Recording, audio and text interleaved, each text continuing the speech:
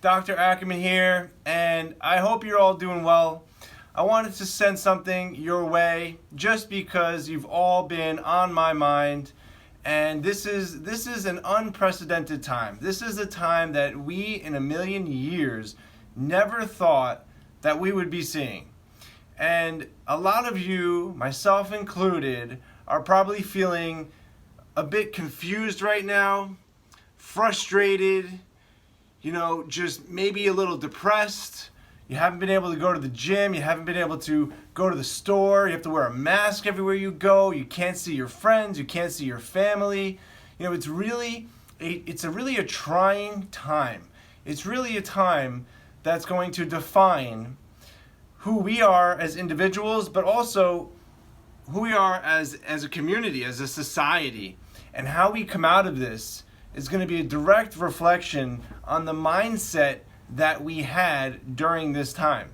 So I want to share some things with you that have been definitely helping me, helping our team, helping our patients here in the office to keep our mindsets strong and to make sure that we come out of this stronger and healthier and more present and more aware and more in tune with our health than when we went into this situation. So the number one thing is have faith, not fear. Okay? Have faith, not fear. There's so much fear out there, and fear is paralyzing. Fear is something that can affect your physical health. Okay? And I'm not going to get into the details on this video, but fear can physically affect your health in negative ways. It can deplete your immune system. It can cause stress, anxiety, digestive issues, sleeping issues, psychological issues. It is something that is a severe health risk, and we need to have faith, not fear. Because just like fear can cripple the body and mind, faith can heal the body and heal the mind. So I want to encourage you to have faith, not fear. Fear, we say, is an acronym for false evidence appearing real. And instead of thinking of it that way, I want you to think of fear as face everything and rise. Okay? So that's what I want you to think about first, is have faith, not fear. Then we talked about with our patients, and I want to share this with all of you, is the 5 ways to avoid quarantine-itis. So right now, we're sitting at home more than ever before. We're working from home. We're not getting out and exercising maybe as much as we like because the gyms are closed. We're just not moving like we should. And the body is becoming stiff. The body is becoming tight. The body is becoming out of alignment and subluxated. And that is going to cause inflammation and pain, which is what itis means. So quarantine-itis, it's a word that I came up with just to describe what all of our patients are going to be experiencing over the next couple of months and leading into the summer. So 5 ways that you can avoid quarantine-itis. Number one way to avoid quarantine-itis is to get up and move. Set a timer every hour on the hour to go off, just to remind you, to get up, to stretch, to do a little bit of exercise, to go for a walk, to drink some water. But we need to remind ourselves every hour on the hour to get up and move. So that's number 1. Number two way to avoid quarantine-itis is if you're gonna lay on the couch, if you're gonna sit around and watch some Netflix or some YouTube videos, or even this video right now, make sure that if you're vegging out, that you actually veg out. Meaning, eat more vegetables. Get more greens, more alkalizing foods that reduce inflammation, that boost the immune system function, that heal the body, and that set you up for success. They energize you, right? They give you mental clarity. They're going to empower you to make better decisions about your health. Okay, number 3, the third way to avoid quarantine-itis is fix your workstations, right? We have homemade workstations now. A lot of people are working from home. Your computers are laptops, which is the worst possible thing for your neck and shoulders because they put you into this compressed state where your hands and your head are within a couple of inches of each other. That is the worst thing for your neck and your head. And we are seeing a ton of neck complaints, pinched nerves, headaches as a direct result of people working from home on laptop computers. So what we've been encouraging people to do is literally take those computers, those laptops, get an external keyboard and an external monitor, and then put the monitor higher up so that you're looking up straight ahead, and then bring that keyboard down so you can relax those neck and shoulder muscles. Okay, it's so important. So number 3 is set up your workstation at home. Change that laptop into a desktop. Your chair, it needs to have lumbar support. Look, right now, I am sitting on my active chiropractic lumbar support, right? I do not sit at my desk without one.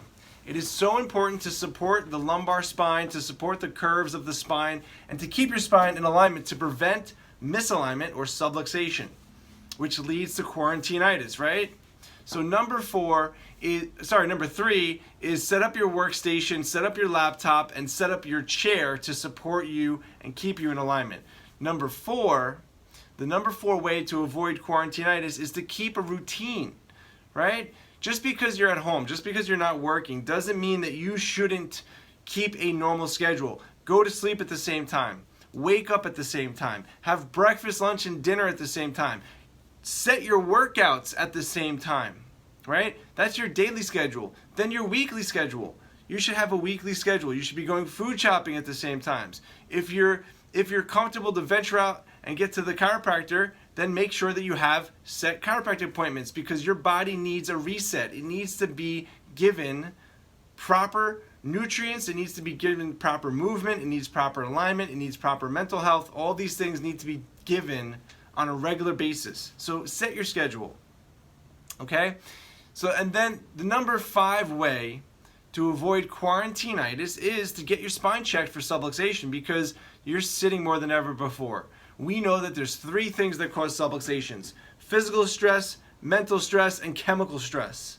And right now, everybody in the world is experiencing higher levels of physical, chemical, and emotional stress than ever before. So therefore, everyone is at a higher risk for subluxation. Subluxation is that misalignment in your spine that causes pressure on the nerves, irritating those nerves to whatever organ or muscle those nerves go to. And that will cause dysfunction in those organs and in those muscles, and it will cause symptoms. It will cause dis-ease, right? Which is less than optimal health. So get your spine checked for subluxation, and of course, if we find subluxation, we're going to adjust you. We're going to gently put those bones back into alignment to reset your posture, your spine, your nervous system function. And oh my goodness, do we need that more than ever before. So those are the 5 ways to avoid quarantinitis.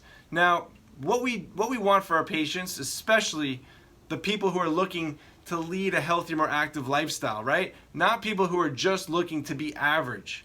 Not people who are just looking to just survive. We want our patients truly to experience life at the highest level possible, right? So we want our patients to thrive through this time. We don't want our patients to just survive. We want you to thrive. And that's where we have also the 5 ways to thrive during a pandemic. Yes, that is an actual thing that we came up with.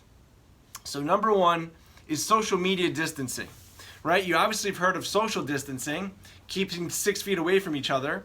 Well, we want you to social media distance yourselves. We want you to stay away from certain social media sources, like Facebook is number 1, right? The news is number 2.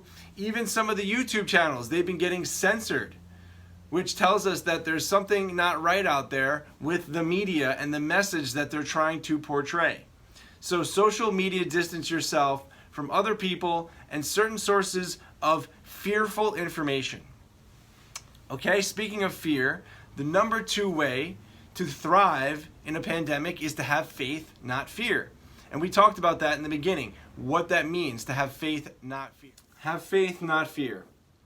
Have faith that you can leave your house and your body's innate inborn ability to protect you from outside elements such as bacteria, viruses, and anything else that can possibly try to come into your internal environment, right? We need to have faith, not fear.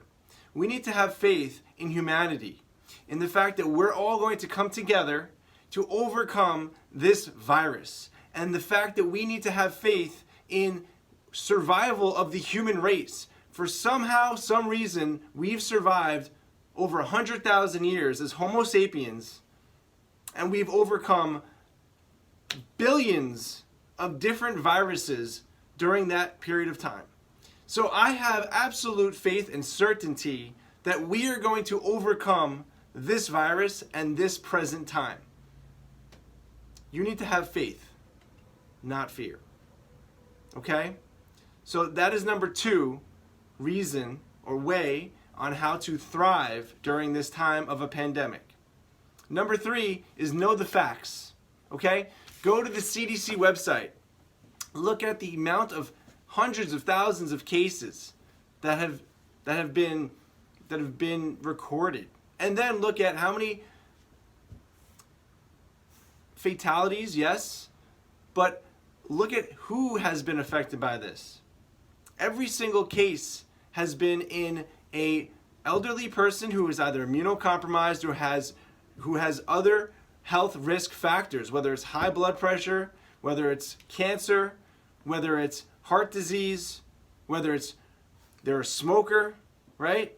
These are all risk factors that weaken your immune system function. These are all, a lot of them are lifestyle choices that those people have made that put them in an immunocompromised position, okay?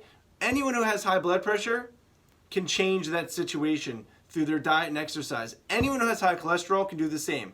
Anyone who's borderline diabetic, type 2, can also change their fate of their health and their immune system function, and ultimately if they are going to overcome this virus or if they're going to succumb to this virus. So the statistics show that this is a lifestyle crisis more than it is an actual virus, okay? So we need to actually take steps to protect ourselves and to boost our immune system and to start eating healthier, to lower our blood pressure, lower our cholesterol, decrease our risk for diabetes, and so on, so that we can increase our risk for survival, okay? So instead of having fear that this virus is going to come get you and praying for a vaccine to protect you, we need to have faith in the vaccine that's already inside of us. We know for a fact that in a healthy immune system, if this virus enters into your body, your immune system is going to mobilize. Your immune system is going to identify that this is an unknown virus, and it's going to get to work on making the vaccine. Your body already knows the vaccine, okay? You just need to be making sure that you're giving your body the ingredients that it needs to make this vaccine if and when the time ever comes. You understand? This is your responsibility. We need to take action to armor ourselves and to equip ourselves with what our body is asking of us, so that when the time comes, when we ask of our body, it will deliver time and time again, okay? So you need to have faith in your body, in your immune system, and your body's ability to adapt and to thrive in stressful situations such as the one that we're in. But you cannot expect your body to do what you're asking of it if you're not giving it the nutrients and what it asks of you. Okay? So I know I went on a little bit of a rant there, but I'm doing it from a place of love. I'm doing it from a place of you need to hear this, otherwise you're going to let other people tell you otherwise. So let's talk about how you can actually boost your natural immunity, how you can actually armor yourself, okay? Number 1, get outside, get moving, get fresh air. Your body needs movement. Movement is medicine. Movement circulates and boosts your immune system function through your lymphatic system. Okay, your lymphatic system is what mobilizes a lot of the white blood cells and a lot of the immune system cells that your body needs to boost its immunity and to eliminate toxins. So movement is medicine. Also, outdoors vitamin D. There's been tons of studies that have shown that high doses of vitamin D will boost your immune system function, especially in the respiratory system, which is what this virus affects the most. So get out there and get your vitamin D. Number 3 is cut out the crap. Okay? If I see you in your car eating an ice cream cone, then you don't deserve to have a healthy immune system. Okay? Because if you're doing things that weaken your immune system, then you don't deserve to have a strong immune system. So cut out the crap. And if you need me to explain in detail what that is, it's milk, cheese, dairy, bread, sugar, alcohol, refined sugar, processed foods, and I don't even think I need to tell you that smoking is a toxin that you need to cut out because this is a respiratory virus. So if I see you smoking, I don't want to hear it. Period. You have no excuse. This is a conscious choice. If you're a smoker, you need to eliminate that ASAP. Okay? And then also, how do you boost your immune system function? Well, your body needs healthy, nutritious foods, nutrient-dense foods, foods that have medicine in them, because food is medicine. What types of foods should you be eating? Green leafy vegetables. The greener, the better. The more alkaline foods, the better. You need to be drinking tons of water, because water is what gives your body the plasma that it needs. Your body is 60 to 70% water and fluids. That's how your body circulates the blood. That's how it circulates the lymphatic system and ultimately the immune system. You need to be drinking enough water. And if you want to help your body become more alkaline, you can even drink alkaline water to boost your body's alkalinity. Because we know that if your body is in an acidic state, it is going to have a weakened immune system. Therefore, we know if you have an alkaline body, you're going to have a boosted immune system. And then lastly is taking immunosupportive supplements. Take your vitamins. If you don't get enough sunshine, take vitamin D. We know that turmeric is a natural anti-inflammatory. Your immune system works off of inflammation. If your body's inflamed, you're going to have a weakened immune system. So cut out inflammation by taking turmeric, right? You can increase other natural antibacterial, antiviral foods such as garlic. Garlic is one of the most powerful natural antivirals that you can eat, right? Eating more garlic. Minerals. Get your magnesium.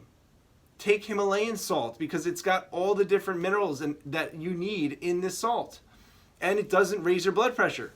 So there's so much that you can do to boost your natural immunity. And then you have tons of resources available to you. Use them for good. Instead of scrolling down social media, allowing people to tell you fearful thoughts, be proactive.